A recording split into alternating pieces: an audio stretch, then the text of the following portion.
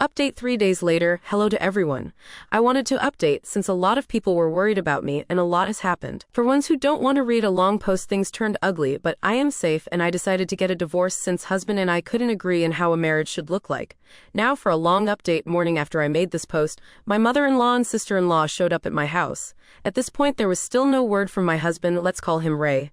It was obvious that they expected me to be alone. My kids were with father-in-law at my sister M's house. She was with me. So we all sat down to have a conversation. I know I was being annoying, but I kept repeating that I don't see a point of that. Conversation should happen between Ray and me. We are grown-ups and married. I didn't see a reason for them to meddle. They took great offense to that. My mother-in-law at one point said that she doesn't understand what happened to me. I am not the girl her son married anymore. I said of course I am not. He married a teenager and I am now a grown woman. She turned beet red and started screaming at me, to which M said she is going to call police if she doesn't calm down. After a few insults, mostly how I am abusing her son and how bad of a mother I am, they left. Ray showed up a few hours later. Not to ask about our children or to see how I am, but to berate me on how I treated his mother. Again, I think M being there changed his plan since he toned it down when she came downstairs. He demanded for her to leave. She refused and said that she is going to go upstairs so we can have a conversation, but she is not going anywhere until I ask her to, which I didn't. He started with basically saying that I am bad wife, that I don't love him since I don't want more kids, and I blamed him for it.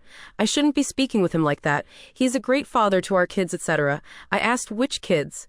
Kids he hasn't seen in 3 days and didn't ask how or where are they. He then freaked out when I told him they are at father-in-law and M's house, calling them both vile names that I don't want to repeat. Our conversation lasted an hour and nothing productive came out of it. We were going in circles. I was scared because he multiple times started grinding his teeth and putting his hands in fists, but he would calm down after a few seconds. I said if he is not willing to work on our marriage and thinks that he is completely in the right, we should get a divorce. He at first said fine, if that's what I want, I should pack my stuff and leave. I started packing. He ranted how I am going to live without him, how he can't wait for me to explain to kids why they are moving and similar. I said that kids are not moving anywhere. They are staying in the house, and which parent stays here is taking care of them. He really couldn't comprehend what I am saying.